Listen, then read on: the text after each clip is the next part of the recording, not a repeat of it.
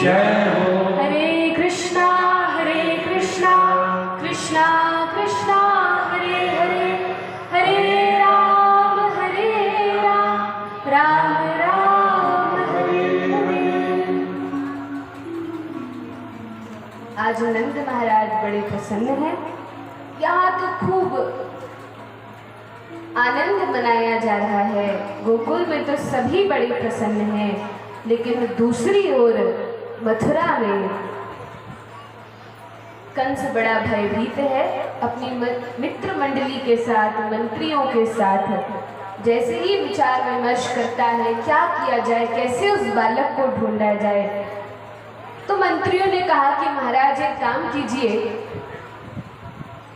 जैसा कि महामाया ने तो बताया ही है कि उस बालक का जन्म हो चुका है, तो बालक का जन्म हो गया है और कहीं पर भी वह बालक गया होगा, ब्रज की सीमा से अभी बाहर नहीं निकला होगा।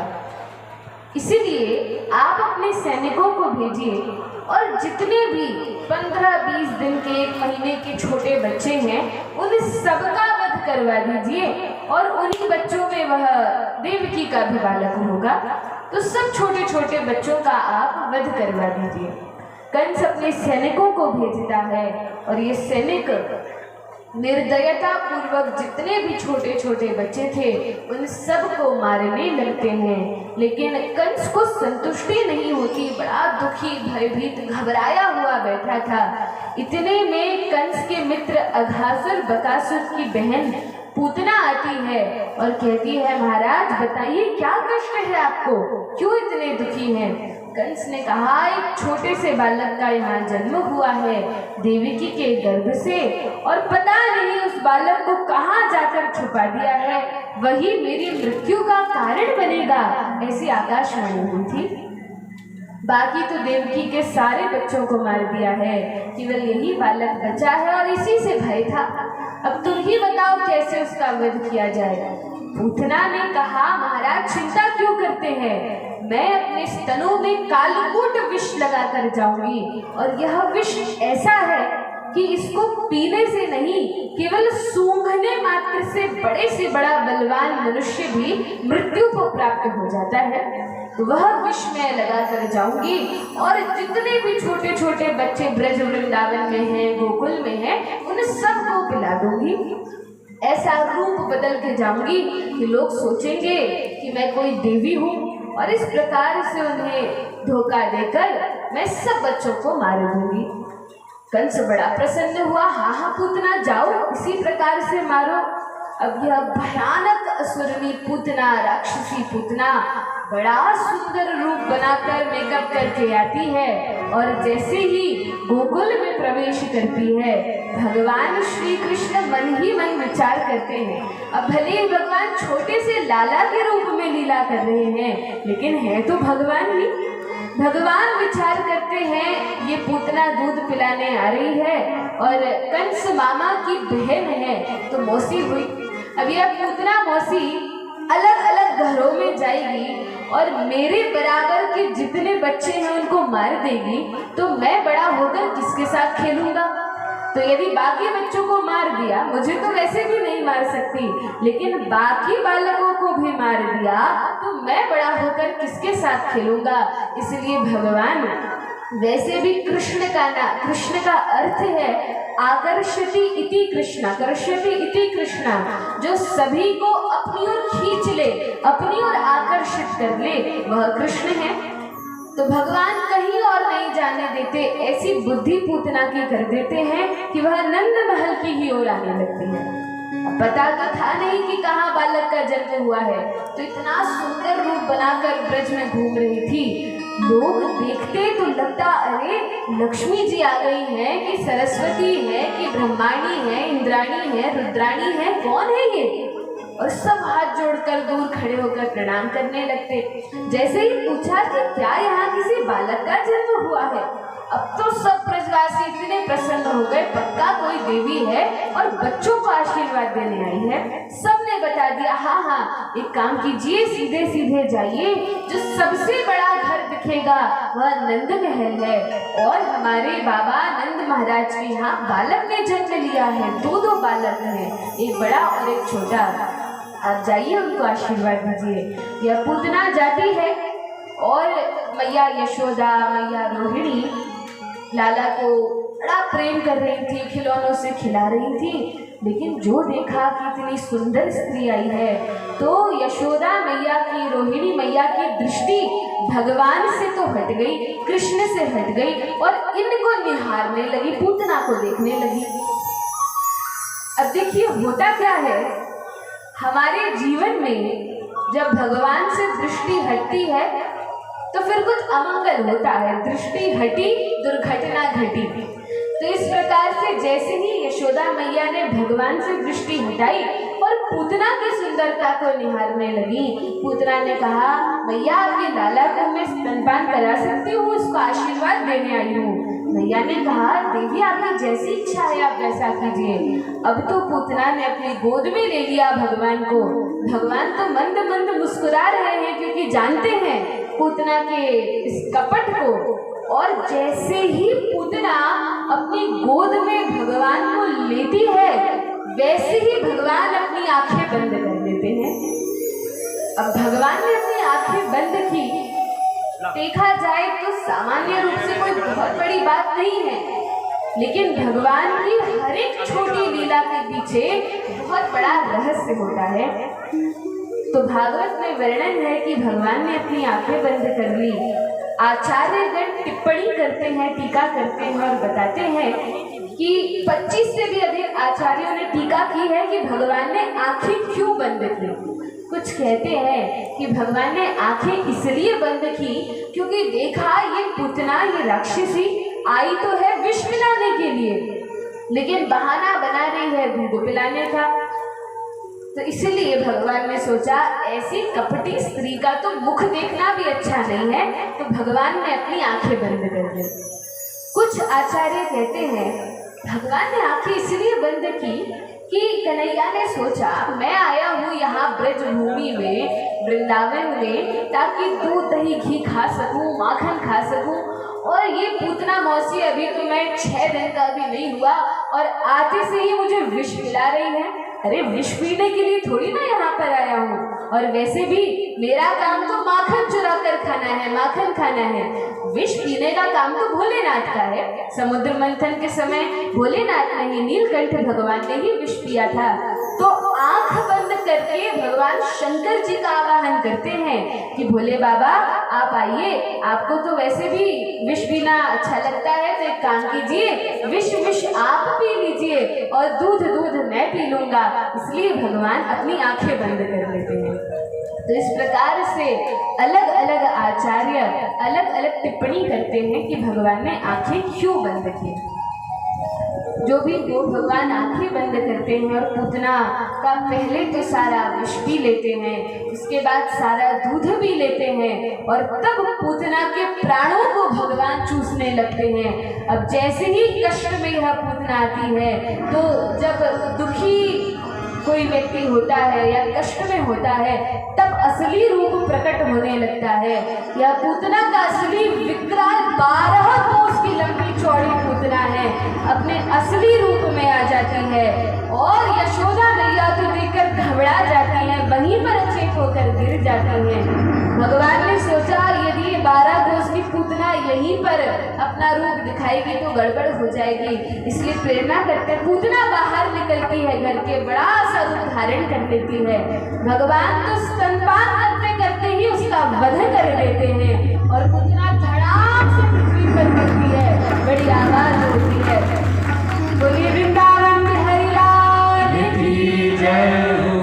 भगवान ने पूतना का तो उद्धार कर दिया, लेकिन वर्णन आता है, सुखदेव गोस्वामी कहते हैं, अहो बकीयम स्तन कालकूटम जिघांसयापा ययदप्य साध्वी लेभे गतिम धातृच्युतां ततोन्यम कं वा दयालुं शरणं व्रजेम। जो पूतना भगवान को विष पिलाने के भाव से आती है, उस पूतना के भी भगवान ये नहीं देखते कि विष पिलाने आई थी। भगवान ने तो उसके दूध पिलाने वाले भाव को देखा और मृत्यु के पश्चात उस राक्षसी पूतना को वह गति प्रदान कर दी जो यशोदा मैया, देवकी मैया, रोहिणी मैया को जो गोलोक वृंदावन में गति प्राप्त होती है, अर्थात भगवान की माता के रूप में, वह माता का रूप भगवान ने पूतना को दे दिया। और आज भी गोलोक वृंदावन में पूतना भगवान के माता के रूप में उनकी सेवा करती है। सोचिए वे भगवान कितने दयालु हैं। कुभाव से सेवा की गई तो भी भगवान ने अच्छा ही भाव ग्रहण किया। ऐसे भावग्राही केवल भगवान श्री कृष्ण, केवल भगवान ही हो सकते हैं और कोई ऐसा दयालु कृपालु नहीं हो सकता। पूतना का तो उद्धार हो गया। नंद महाराज इस समय जब पूतना आई थी तब ब्रज में नहीं थे।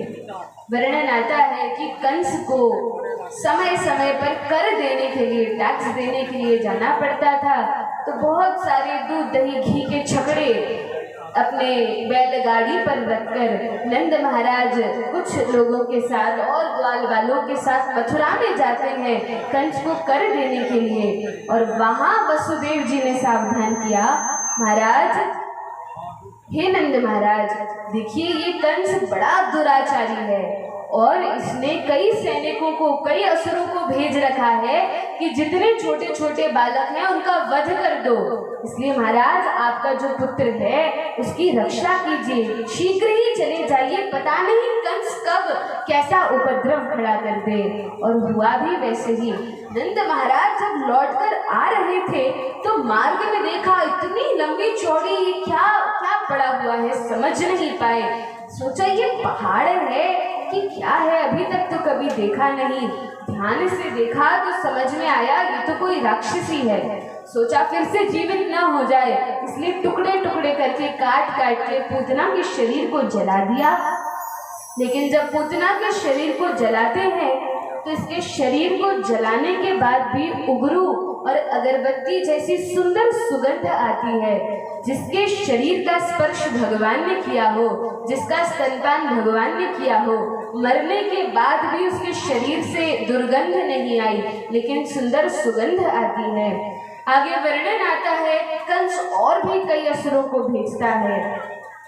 जब पता चला कि पूतना का एक छोटे से बालक है, 6 दिन के बालक ने वध कर दिया, कंस समझ गया हो ना हो यह वही बालक है जिसकी भविष्यवाणी की गई थी।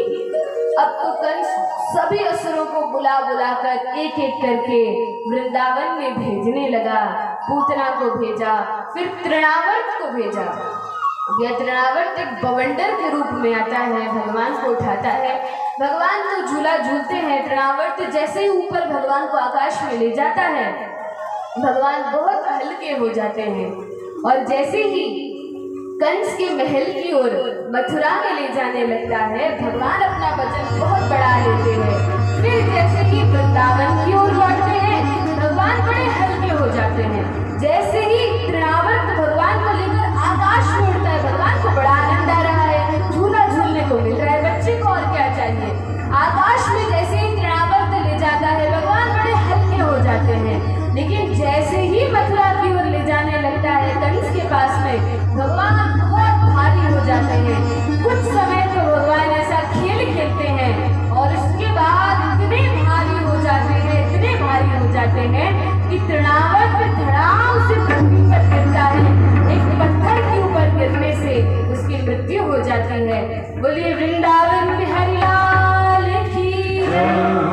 तृणावर्त का भी भगवान ने उद्धार कर दिया। वह पत्थर जिसके ऊपर गिरने से, जिस पर सिर टकराने से तृणावर्त की मृत्यु हुई, आज भी नंद महल के बाहर रखा हुआ है। जब कोई वृंदावन मथुरा में दर्शन के लिए जाता है तो उस पत्थर के भी दर्शन होते हैं। तो इस प्रकार से तृणावर्त का उद्धार किया। फिर भगवान ने अपने विराट रूप का दर्शन मैया को कई बार कराया। भगवान जब माता का स्तनपान करते हैं, दुग्धपान करते हैं, तो एक बार भगवान मुख खोलकर जवाई ले रहे होते हैं और तभी यशोदा मैया जब देखती हैं तो भगवान के मुख में सारा ब्रह्मांड दिख जाता है। मैया सोचती है, अरे मेरे छोटे से लाला के मुख में इतना बड़ा ब्रह्मांड कैसे आ गया। लेकिन फिर सोचती हैं हो सकता है कोई भ्रम होगा, क्योंकि वृंदावन में कोई भी व्यक्ति, वृंदावन की चाहे गोपियाँ हो, चाहे नंद बाबा हो, चाहे यशोदा मैया हो, चाहे सखियाँ हो या ग्वाल बाल हो, भगवान के मित्र हो, कोई भी भगवान को भगवान नहीं समझता। कोई नहीं समझता कि कृष्ण भगवान है।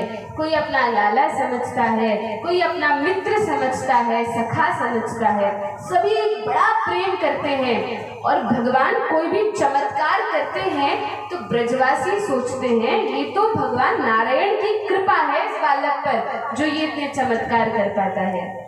तो वहाँ भगवान की जो भगवत्ता है, जो ऐश्वर्यता है, वो बड़ी गौण है, सूक्ष्म रूप में विराजमान है। भगवान ऐश्वर्य तो दिखाते हैं, लेकिन वृंदावन में प्रेम अधिक है और ऐश्वर्य भाव कम है।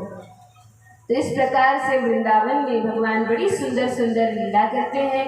लेकिन क्योंकि हम वृंदावन की लीलाओं को सुन रहे हैं, लेकिन सुनने में आनंद तब तक नहीं आएगा जब हम उस भाव में नहीं चले जाते। भगवान की लीला स्थली में मानसिक रूप से हृदय से पहुंचकर भगवान की लीलाओं का स्थल का चिंतन करते हुए कथाओं को नहीं सुनेंगे, तब तक आनंद नहीं आएगा। और भगवान की तो सारी ही बाल लीलाएं ब्रजभूमि में, गोकुल वृंदावन में होती हैं। तो आइए कुछ समय के लिए, अभी तो हम बिहार में हैं, मगध देश में हैं, लेकिन मानसिक रूप से ही सही, भगवान को तो मानसिक रूप से भी भजा जाता है। कितने भक्त हुए हैं जो मन में ही भगवान की पूजा करके जिन्होंने भगवान को प्राप्त कर लिया है। कई कथाएं आती हैं। एक बार एक भक्त थे, बड़े गरीब थे, बहुत निर्धन थे, उनके पास कुछ भी नहीं था, लेकिन भाव बड़ा सुंदर था। चाहते थे कि मैं भगवान को सुंदर खीर बनाकर खिलाऊं और उस खीर में खूब काजू, बादाम, किशमिश सब डाल के भगवान को अर्पण करूं, लेकिन धन था नहीं, दूध दही कुछ भी नहीं था। तब सुन लिया था कहीं कि भगवान मानसी सेवा भी स्वीकार करते हैं, तो एक स्थान पर बैठ गए, भगवान के नाम का जप करने लगे और मन ही मन बैठकर गैया से दूध निकालते हैं, दूध को उबालते हैं, उठाते हैं और खीर बनाते हैं खूब बढ़िया से मन में ही, और मन में ही तुलसी दल डाल के भगवान को अर्पण करने जाते होते हैं। तो सोचते हैं थोड़ा हाथ डाल के देखूं गर्म है कि ठंडी, कहीं भगवान का मुंह ना जल जाए। और मन ही मन जैसे ही उस खीर में उंगली डालते हैं तो देखते हैं सच में ही उंगली जल जाती है। इसका अर्थ यह है कि भगवान मानसी सेवा भी स्वीकार करते हैं। मन ही मन हम भगवान को कुछ भी अर्पण कर सकते हैं और भगवान स्वीकार करते हैं। तो आइए मानसिक रूप से हम भगवान का भजन करते हुए वृंदावन धाम का स्मरण करते हैं और एक बार वृंदावन में पहुंच जाएंगे, उसके बाद जब लीलाओं को सुनेंगे तो बड़ा आनंद आएगा। चलो रे मन श्री वृंदावन धाम, रटेंगे राधे राधे नाम, मिलेंगे कुंज बिहारी,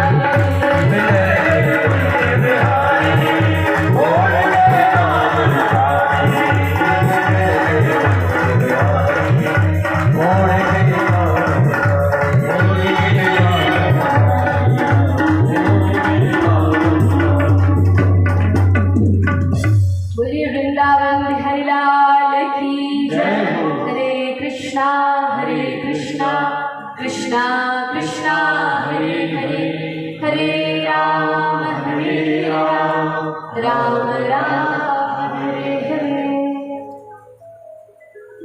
तब हम सभी लोग मानसिक रूप से वृंदावन में आ गए हैं। वृंदावन में भगवान अनेक सुंदर सुंदर लीला करते हैं।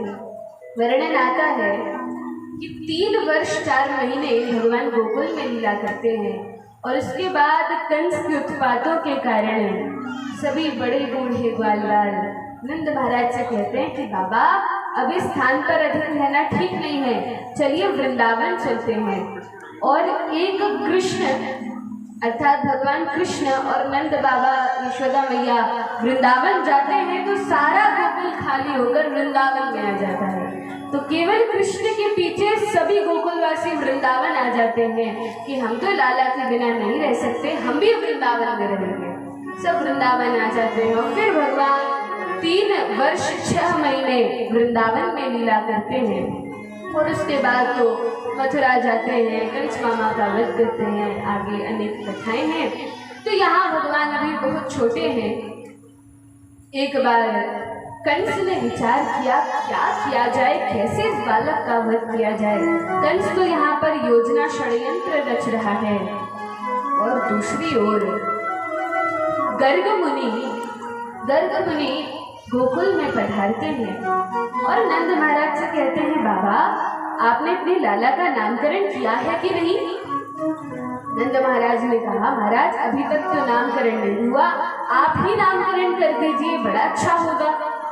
गर्ग मुनि की हृदय से बड़ी इच्छा थी कि मैं भगवान का नामकरण संस्कार करूं, लेकिन ऊपर से कह रहे हैं बाबा यदि मैंने नामकरण किया और कंस को पता चल गया तो मैं तो वसुदेव जी का कुलगुरु हूँ, कंस समझेगा कि आपका बालक वसुदेव जी का पुत्र है। वैसे तो है ही लेकिन नंद महाराज को तो नहीं पता, तो कंस समझेगा कि आपका लाला वसुदेव जी का पुत्र है और फिर आपके बालक पर बड़े संकट आएंगे। नंद महाराज ने कहा अच्छा कोई बात नहीं, हम किसी को नहीं बताएंगे। अरे बाबा आप किसी को नहीं बताएंगे लेकिन जिन लोगों को आप बुलाएंगे इस कार्यक्रम में वे तो जाके सबको बता देंगे। नंद महाराज ने विचार किया, कहा कोई बात नहीं, हम घर में कार्यक्रम कर लेंगे और किसी को भी नहीं बताएंगे कि नामकरण संस्कार हो रहा है। और तब गौशाला में जाकर कोई नहीं था, केवल नंद महाराज, यशोदा मैया, रोहिणी मैया, कृष्ण बलराम और गर्ग मुनि, ये सभी गौशाला में जाते हैं।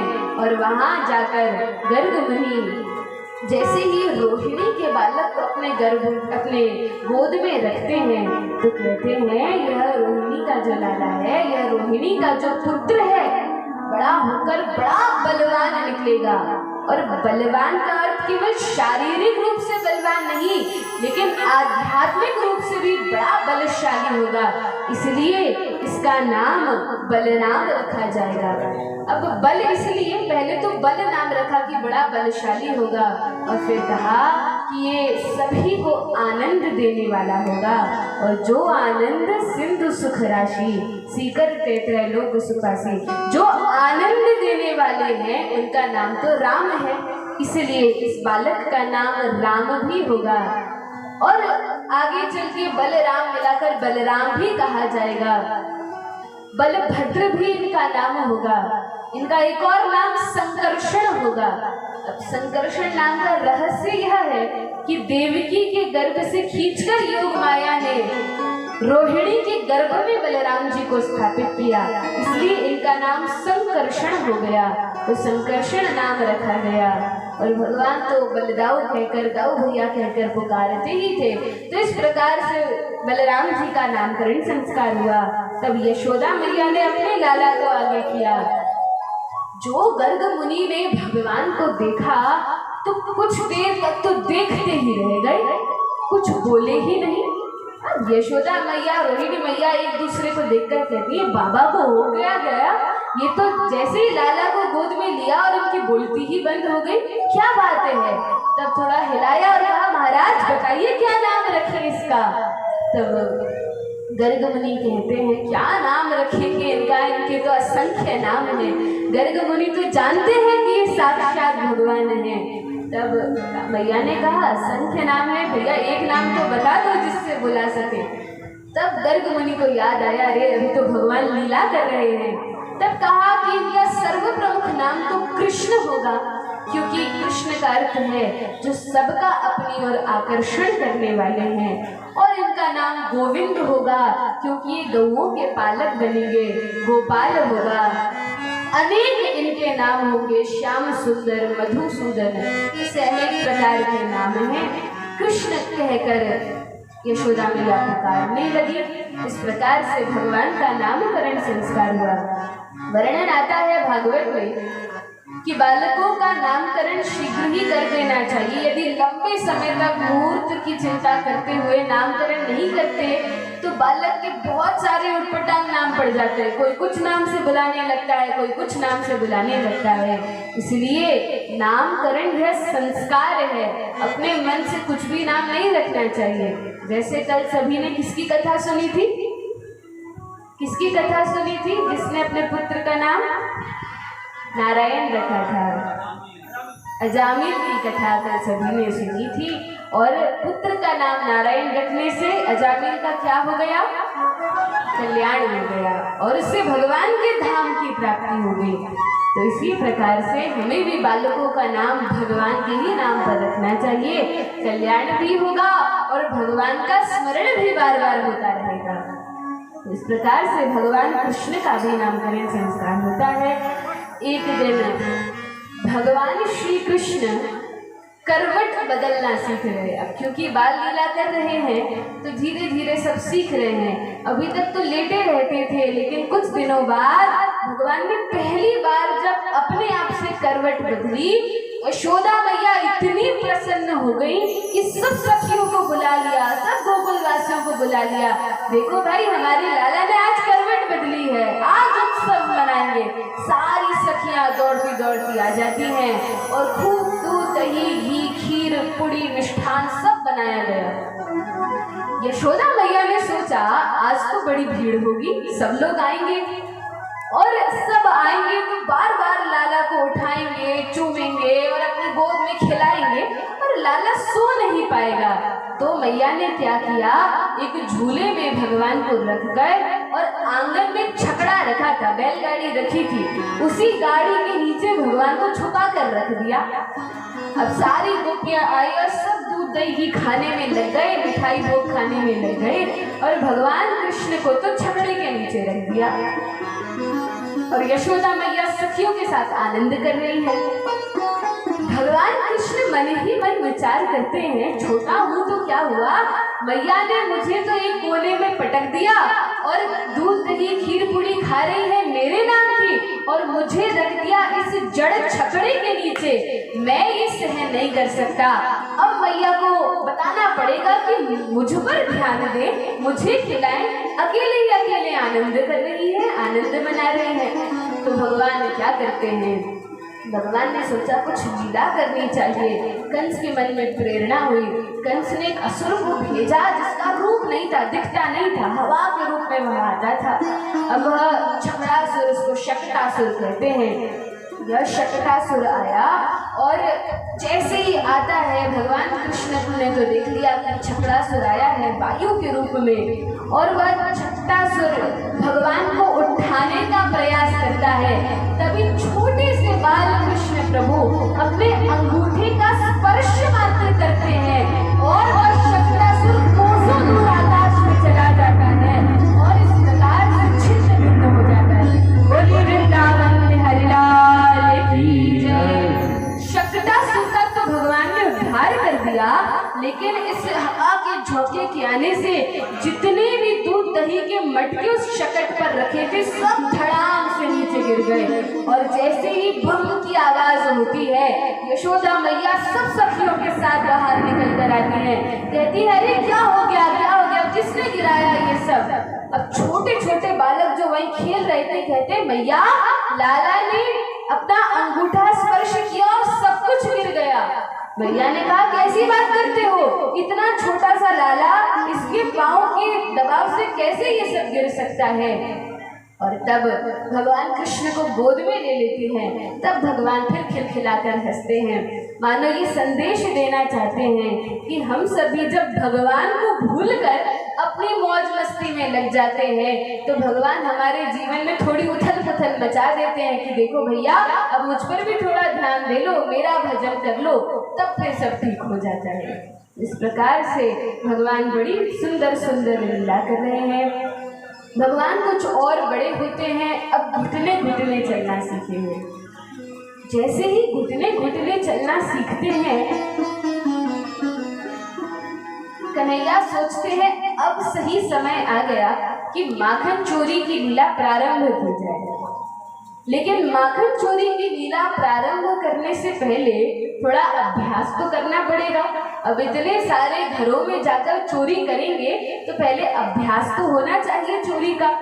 तो भगवान अपनी सारी मित्र मंडली को बुलाते हैं और कहते हैं, देखो सखाओ, कल से हम चोरी की लीला प्रारंभ करने वाले हैं। मित्रों ने कहा, कन्हैया कैसी बात करते हो, चोरी करेंगे? यदि हमने चोरी की तो हमारी मैया इतना झाड़ू से मारेंगी, इतना मारेंगी कि हड्डी पसली कर देंगी। भैया हम चोरी नहीं कर सकते। भगवान ने कहा, बड़े कायर हो, हम कौन से धन की चोरी करने को कह रहे हैं, माखन ही तो चुराने को कह रहे हैं। और क्यों भगवान माखन की चोरी करते हैं? तो वर्णन आता है, कंस इतना दुष्ट था कि गोकुल की जो ग्वालिनें हैं, जितना भी माखन बड़े परिश्रम से निकालती थी, वो सारा कंस कर के रूप में ले लेता था। और यहाँ जो छोटे छोटे गोप ग्वाल थे, उनको अपनी माता के हाथ से निकाला गया माखन खाने को नहीं मिलता था। तो भगवान ने विचार किया, उस दुष्ट कंस के पास क्यों हमारा माखन जाए, हम ही इस माखन को खाएंगे। भगवान के घर में तो 9 लाख गैया थी, उनके घर कोई कमी नहीं थी माखन की। लेकिन जो और मित्र हैं, गरीब घरों के हैं, उनको भी माखन मिले, इसलिए भगवान उनके लिए चोरी करते हैं। कहा चलो सब समिति बनाते हैं और चोरी करेंगे घर घर जाकर। मित्रों ने कहा, ठीक है कन्हैया, तुम कहते हो तो करेंगे, लेकिन हमें चोरी करना आता नहीं है। भगवान ने कहा, कोई भी काम किसी को पहले से नहीं आता, न तो कोई आसमान से कुछ सीखकर नीचे गिरता है, न पृथ्वी फोड़कर निकलता है सीखकर। जो भी करता है इसी पृथ्वी पर आने के बाद अभ्यास के साथ कोई भी काम किया जाता है। कोई बात नहीं, अभी तक नहीं आता तो अब सीख लो। सब अपने अपने घर में चोरी करेंगे और फिर कल बताएंगे कौन सफल हुआ। मित्रों ने कहा, ठीक है। सब अपने अपने घर में चोरी करते हैं और भगवान कृष्ण भी अपने घर में चोरी करते हैं। पहली बार भगवान को पता था, पहले के समय में गांव में जो घर होते थे उसमें नीचे गड्ढा करके एक कमरा बनाया जाता था जो मिट्टी का होता था, ऐसा भागवत में वर्णन आता है। और वह मिट्टी का कमरा, वहाँ पे सूर्य का प्रकाश नहीं पहुँचता था, तो बड़ा ठंडा रहता था। और बड़ा ठंडा रहता था तो फ्रिज तो उस जमाने में होते नहीं थे, तो जितने भी दूध दही का सामान होता था वही उन कमरों में सब रखा जाता था। तो यशोदा मैया ने भी सारे मटके उसी कमरे में नीचे रखे थे। और क्योंकि यशोदा मैया तो नंदरानी थी, ब्रज की रानी थी, तो बहुत धन था घर में, तो रत्नों से जड़ित खंभे थे, जो भी खंभे थे उनमें रत्न जड़े हुए थे। इस प्रकार सुंदर उनका महल था। तो भगवान कृष्ण विचार करते हैं कि उसी कमरे में जाकर चोरी करना चाहिए। अब भगवान घुटने घुटने चल के नीचे चले तो गए उस कमरे में, देखा बहुत सारा सामान रखा है। भगवान ने ऊपर से ढक्कन हटाया और माखन की मटकी में से माखन का गोला हाथ में लिया और खाने ही वाले थे, इतने में सामने खंभा था और उस खंभे पे रत्न जड़े हुए थे। अब जब रत्न जड़े थे तो इस प्रकार के वो रत्न थे कि कांच के समान काम करते थे। जैसे दर्पण होता है जिसमें हम अपना मुख देखते हैं, उस दर्पण के समान वो थे। तो हाथ में माखन का गोला लिए भगवान को अपनी ही छवि, अपना ही रूप उस दर्पण में दिख जाता है। अब भगवान इतने छोटे थे, अभी तो 2-2.5 वर्ष के ही थे, घुटने घुटने ही चलते थे। भगवान ने आज तक दर्पण नहीं देखा था, उन्हें नहीं पता था दर्पण क्या होता है लीला में। तो जैसे ही भगवान देखते हैं सोचते हैं, अरे ये बालक कौन है? फिर विचार करते हैं, शायद यशोदा मैया ने इस बालक को यहाँ रखवाली के लिए रखा होगा। अब तो इस बालक ने मुझे देख लिया, अब क्या होगा? तो भगवान उससे अपनी तोतली भाषा में कहते हैं, अरे लाला देख, मैं माखन चुरा नहीं रहा हूँ, ये तो मेरा ही घर है और अपने घर में चुराना या खाना कोई चोरी तो नहीं होती। लाला देख, एक काम करेंगे, मैं थोड़ा माखन तुझे भी दे दूंगा, लेकिन तू मेरी मैया को मत बताना। अब जो भगवान बोले, सामने वाले बालक के भी होठ वैसे ही हिले, और क्योंकि बंद कमरा था तो प्रतिध्वनि आ रही थी। कभी कभी ऐसा होता है ना, खेतों में जोर से चिल्लाते हैं तो हमारी आवाज लौट कर आती है, तो प्रतिध्वनि आ रही थी। भगवान ने सोचा, जो मैं कहता हूँ यही बालक कह रहा है, क्या हो रहा है कुछ समझ नहीं आ रहा। और उस कमरे के बाहर खड़े होकर सारी गोपियां, यशोदा मैया, रोहिणी मैया भगवान की इन सुंदर लीलाओं को देख रही थी छुप छुप कर। और भगवान चोरी करते हैं, स्वयं भी खाते हैं और उस दर्पण में भी उस बालक के मुंह में डालने का प्रयास करते हैं, लेकिन जाता तो नहीं है, खंभे में ही चिपक कर रह जाता है। तब भगवान की लीलाओं को देखकर यशोदा मैया दौड़ी दौड़ी आई और आकर कहती है, लाला चोरी करना किसने सिखाया? अपने घर में ही कोई चोरी करता है, मैं क्या तुझे कम माखन देती हूँ जो तुझे चुराना पड़ रहा है? लाला मुझसे कहता, मैं तुझे देती। भगवान ने कहा, मैया मैं चोरी नहीं कर रहा था, मैं तो देख रहा था कि यहाँ सब व्यवस्था ठीक है कि नहीं, और आपने माखन बनाया है कैसा लगता है, मैं तो देखने के लिए आया था। अच्छा भैया ये छोड़ो, ये बताओ कि ये दूसरा बालक कौन है? मैया ने कहा, कन्हैया ये कोई दूसरा बालक नहीं है, ये तो तेरा ही प्रतिबिंब है। भगवान ने कहा, मैया प्रतिबिंब क्या होता है? भगवान इतने भोले बन रहे हैं, ऐसी मनुष्यवत लीला कर रहे हैं कि यशोदा मैया कभी भी नहीं सोच सकती कि ये भगवान है। क्या भगवान ऐसी बातें करेंगे कि प्रतिबिंब क्या होता है, छवि क्या होती है? लेकिन भगवान ऐसी बातें कर करके यशोदा मैया को मोह लेते हैं। तो इस प्रकार से भगवान बड़ी मोहित करने वाली लीला करते हैं। और तब अगले दिन सारे मित्र मिलते हैं, कान पकड़ लेते हैं, कन्हैया आज के बाद कभी चोरी नहीं करेंगे। तुझे पता है हमारी मैया ने हमें पकड़ लिया और खूब मारा और सौगंध और दिलवा दी कि आज के बाद चोरी मत करना, नहीं तो घर से निकाल देंगे। कन्हैया हम तो चोरी नहीं करेंगे। भगवान ने कहा, ऐसे डरते थोड़ी ना है, पीछे थोड़ी ना हटते हैं, अब इस मार्ग में पैर रखा है तो आगे बढ़ते जाओ। भगवान की इन कथाओं को सुनकर हमें चोरी करने की शिक्षा नहीं लेनी है, लेकिन यह तो भगवान की सुंदर लीला है जिनको श्रवण करने से हमारे चित्त की शुद्धि होती है, चित्त पवित्र होता है। और भगवान की हर एक लीला के पीछे कोई बड़ा रहस्य और प्रयोजन होता है। फिर भगवान अपनी मंडली को लेकर अलग अलग घरों में जाकर चोरी करते हैं। इसलिए चोरी करते हैं क्योंकि ये जो गोपियां हैं ये पिछले जन्मों में बड़ी बड़ी ऋषि मुनि संत महात्मा थे और हमेशा से इनकी इच्छा थी कि भगवान हमारे घर में आए और हमारे घर का खाएं। लेकिन ऐसे बुलाती तो यशोदा मैया तो नहीं भेजती कि क्यों मैं अपने लाला को तुम्हारे घर खाने को भेजूं, मेरे घर क्या कमी है खाने की। तो भगवान इस प्रकार की लीला करते हैं ताकि सभी गोपियों के घर भगवान खा सके और सभी को आनंद दे सके। एक बार भगवान जब चोरी करते हैं, गोपियां घर आकर यशोदा मैया से शिकायत करती हैं। अब एक भक्त ने प्रश्न किया कि यदि गोपियां चाहती ही थी कि भगवान उनके घर का खाएं तो शिकायत करने क्यों आती थी? तो इसका उत्तर आचार्य देते हैं कि गोपियां शिकायत करने इसलिए आती थी कि जितनी देर तक मैया से शिकायत करेंगी, उल्हाना देंगी, उतनी देर तक पीछे खड़े, मैया की साड़ी के पीछे खड़े भगवान के दर्शन करने को मिल जाएगा। इसलिए खड़ी ही रहती, बोलती ही रहती, लाला ने ऐसा कर दिया, वैसा कर दिया, ताकि जितनी देर तक खड़ी रहेंगी उतनी देर तक भगवान के दर्शन होंगे। और भगवान का रूप तो बड़ा ही मनोहारी है, मोहित करने वाला है, इसलिए गोपियां इस प्रकार से खड़ी होकर उल्हाना देती है। गोपियों ने विचार किया कि मैया तो मानती नहीं, मैया से खूब कहा कि मैया आपका लाला हमारे घर आकर चोरी करता है। यशोदा मैया ने कहा, मैं मान ही नहीं सकती कि मेरा लाला चोरी करता है। क्यों चोरी करेगा तुम्हारे घर जाकर? तुम्हारे घर कौन सा खजाना गड़ा है? मेरे घर तो 9 लाख गाय हैं। गोपियाँ कहती, मैया कैसे समझाए, तुम ही आकर देख लो। मैया कहती, नहीं नहीं, मैं नहीं मान सकती।